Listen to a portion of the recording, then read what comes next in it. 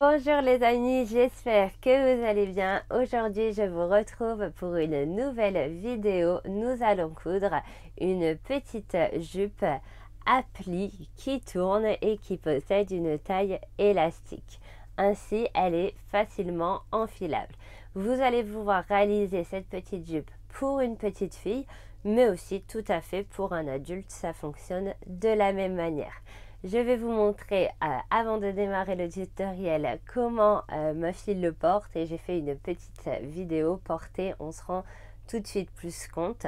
Donc pour le matériel aussi, hein, il vous faut juste un petit coton simple, un élastique et voilà, prendre 3 mesures et c'est parti, c'est vraiment super facile. Si vous aimez cette vidéo, comme d'habitude, n'oubliez pas le petit pouce, ça me fait toujours plaisir. Je sais au moins que là, vous avez apprécié cette vidéo. Un petit commentaire juste pour me dire merci, c'est toujours agréable de vous lire. Et si cette vidéo vous plaît et que vous n'êtes pas d'abonné, pour s'abonner, c'est très simple. Il vous suffit d'appuyer sur le bouton rouge s'abonner, d'activer la petite cloche qui se trouve juste à côté afin de recevoir une notification dès que je publie une nouvelle vidéo. Allez, c'est parti, on y va pour le tutoriel. Go!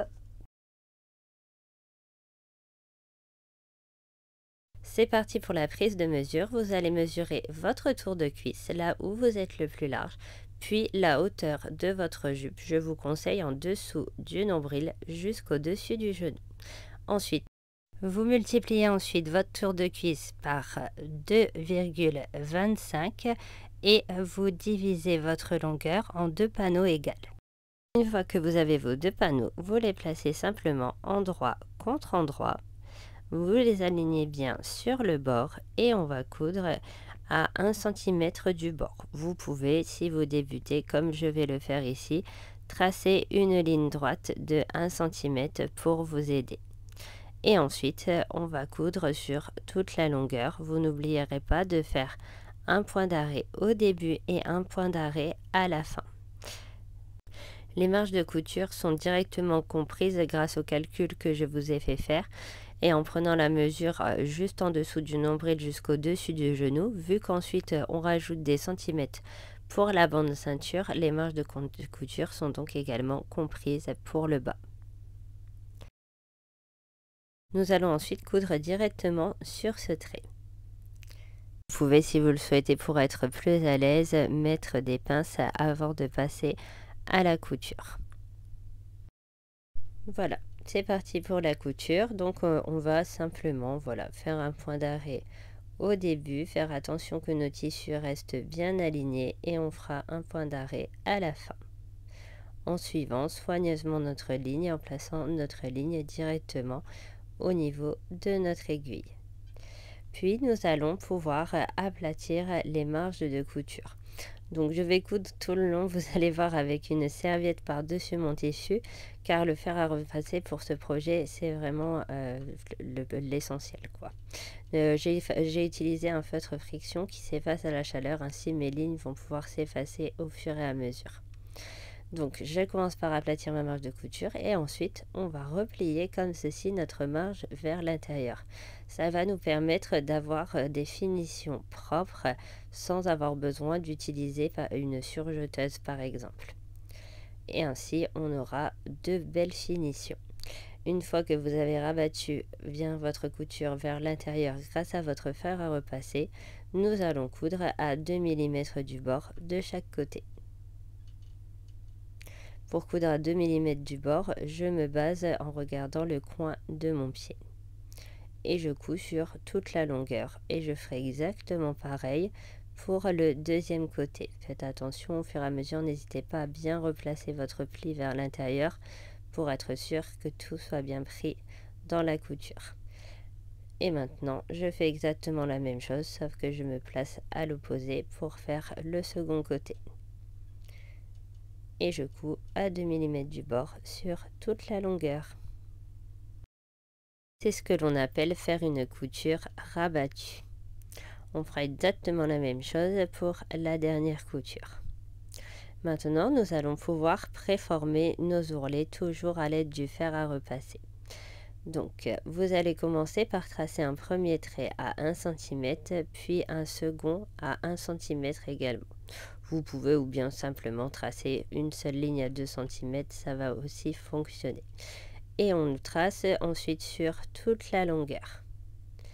Voilà, j'ai bien tracé sur toute la longueur, donc je replie une première fois 1 cm par rapport à mon deuxième trait et je repasse sur toute la longueur.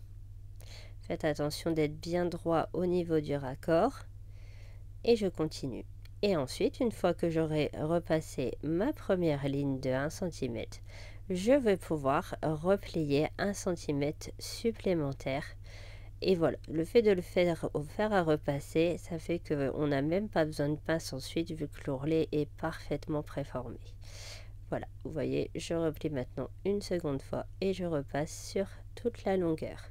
Puis nous allons pouvoir coudre toujours en suivant notre pied de biche. Vu que ça fait l'ourlet fait 1 cm, on va facilement faire une couture à 2 mm par rapport au haut de l'ourlet. Et ainsi on sera sûr que tout est bien pris dans les coutures. Alors il est vrai que c'est peu commun de faire les ourlets en premier, mais pour ce projet ça permet vraiment de faciliter toutes les étapes. Voilà, comme vous allez le voir, je m'aligne parfaitement à mon pied et je suis simplement mon pied sur toute la longueur. Ainsi, je fais une couture à 2 mm par rapport au haut de l'ourlet. Vous cousez progressivement sur toute la longueur. N'hésitez pas à aplatir votre couture avec votre doigt et allonger votre point de couture. Ça aide toujours à faire passer les épaisseurs et ça fait de jolies finitions. Un point très serré serait moins joli. Passe aux plis. Pour les plis, c'est pas compliqué. Vous allez reprendre votre tour de bassin. Donc pour moi, j'avais 55. Bon, ça à l'envers, désolé, mais c'est pour vous faire comprendre. Et voilà, je me suis dit que je voulais 16 plis. Voilà, j'avais envie que ce soit, qu'il y en ait pas mal. Donc je divise par 16. Divisé par 16. J'obtiens un nombre qui n'est pas entier. Donc soit là, vu que j'ai plein de chiffres derrière, au lieu de faire 3,4, je vais arrondir à la dizaine du dessus, 3,5. Et après, je fais donc, vu que j'ai arrondi à la dizaine du dessus, 3,5 fois 16. Et là, j'obtiens un nombre entier. J'obtiens 56. On n'est pas, vu qu'on fait une taille élastique, on n'est pas à 1 cm près. Donc, je sais qu'une fois que j'aurai fait tous mes plis, et sachant qu'il y a aussi les marges de couture, je dois avoir 2 cm de plus, donc je dois avoir 58. Une fois que j'aurai atteint 58 ou à peu près 58 avec mes plis, je laisserai derrière le dernier pli 1 cm de marge de couture et je découperai le surplus et vous en ferez de même. Voilà, c'est parti, on n'a plus qu'à passer à cette étape, on va préformer tous nos plis grâce au fer à repasser. On commence par tracer un premier trait, un trait de 1 cm qui représente notre marge de couture. Et ensuite, nous allons tracer nos plis. Moi, c'est pour moi 3,5. Vous, c'est par rapport à votre calcul. Vous tracez deux lignes à 3 cm et demi. Et à chaque fois, ce sera la même chose. Vous prenez votre deuxième trait et vous le pliez sur le second. Vous marquez le pli au fer et vous mettez des aiguilles bien parallèles. Il faut bien les placer parallèles car nous allons les laisser pendant la couture. Et ensuite, je recommence exactement la même chose. Je me base par rapport à mon premier pli. Je fais un trait à 3 cm et demi. Puis je refais un second trait à 3 cm et demi. Et je prends la première ligne que j'ai tracée juste après mon premier pli et je replie sur la seconde. Et ainsi de suite. Je vais faire ça jusqu'au bout et j'épingle bien à chaque fois et on fait attention d'être bien parallèle par rapport à nos ourlets. Et on épingle de la manière la plus droite possible. Et c'est reparti, c'est vraiment toujours la même chose. À partir de mon pli, je trace un trait à 3 cm et demi. Je retrace un second trait à 3 cm et demi. Je prends le premier trait que j'ai fait et je le replie sur le second. Pour vérifier que tout est bon, c'est très facile. Votre premier pli doit faire 1 cm de plus et les deux autres doivent faire la mesure de votre pli. Et ainsi de suite. Voilà le résultat une fois que j'ai mes 16 plis. Et je vérifie ensuite ma mesure. Je dois pour moi avoir 58 cm avec marge de couture. Juste après le dernier pli, il faut donc tracer un trait de 1 cm et couper le surplus. Vérifiez ensuite une dernière fois que tous vos épingles sont bien parallèles. C'est très important vu qu'on va coudre en les laissant en place. Et maintenant, nous allons pouvoir prendre notre dernière mesure, le tour de taille. Vous allez prendre cette mesure juste en dessous du nombril. Le calcul de la ceinture et pour savoir combien doit faire votre élastique. Donc, la taille de la ceinture, ce n'est pas compliqué. C'est 2 fois la hauteur de votre élastique plus 3 cm. Au plus elle sera haute, vu qu'on a pris la mesure en dessous du nombril, au plus elle reviendra haut sur le nombril. Ça, voilà, c'est un peu à vous de voir. Moi, j'ai fait en sorte d'avoir une ceinture de 2 cm. J'ai donc coupé une bande de 7 cm. Et ensuite, dès qu'on aura fini la couture de la ceinture, on va insérer un élastique. Pour l'élastique, c'est très simple. Vous allez prendre donc la mesure juste en dessous du nombril. Vous mesurez tout le tour. Donc moi, j'avais 50 pour ma fille. Vous enlevez 20% à cette mesure. Ça m'a donné pour moi 40 cm. Et après, on ajoute 1 cm de marge de couture de chaque côté. Je devais donc pour moi couper un élastique de 42 cm. Et voilà, les 20%, c'est juste pour calculer la valeur d'élasticité en fait. Tout simplement. Vous allez commencer par replier 1 cm sur toute la longueur de votre bande ceinture. Puis, une fois que vous avez replié 1 cm, vous la pliez en deux, bien bord à bord, envers contre envers. Ça va nous aider à préformer nos plis pour avoir une jolie ceinture bien finie. La longueur, c'est donc la longueur de vos plis.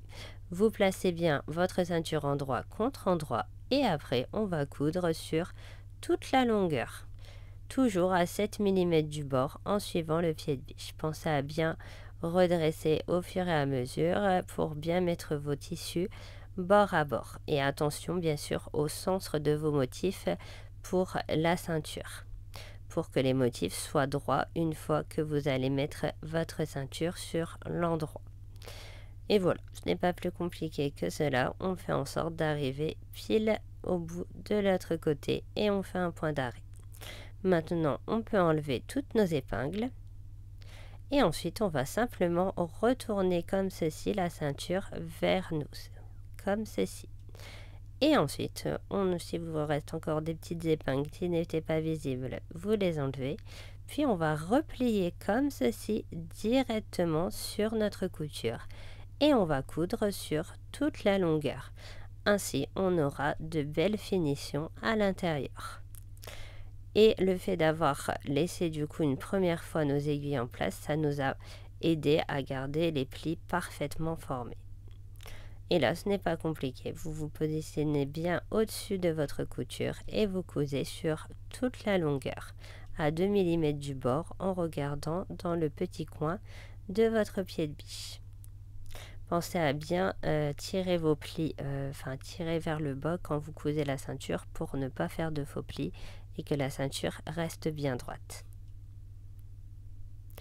Et voilà, maintenant, voilà le résultat obtenu. On peut repasser une dernière fois pour avoir une jolie ceinture. On enlève toutes nos épingles qui sont sur le bas. Ainsi, vraiment, on est sûr, ils n'ont pas bougé, ils sont parfaitement formés. Voilà le résultat une fois que je déplie.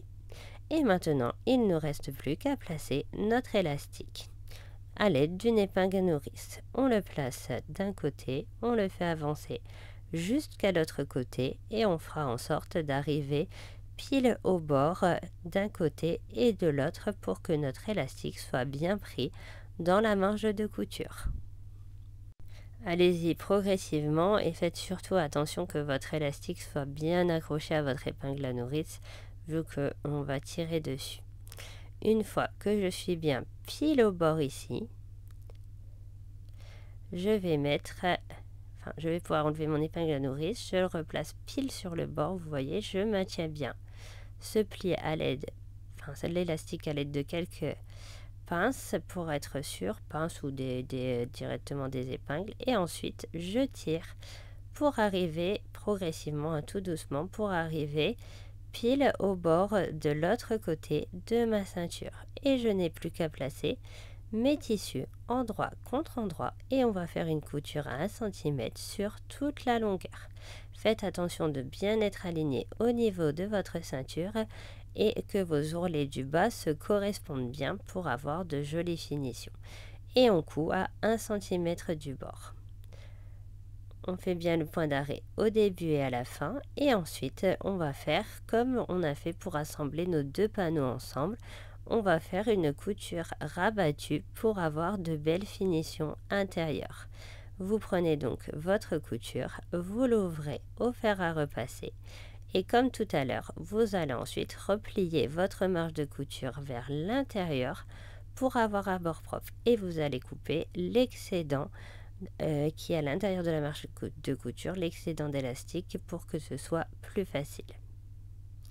Et on rabat sur toute la longueur et on fera comme tout à l'heure, on va couper à 2 mm du bord. Et voilà le résultat, une fois que vous avez fini de plaquer votre dernière couture, vous avez fini votre petite jupe toute mignonne. Vous allez voir que elle plaira forcément à votre enfant ou à vous-même si vous décidez de la réaliser en version adulte. Je serai curieuse de voir. J'espère donc voir vos versions sur mon groupe Facebook, les tutos couture d'Aurore.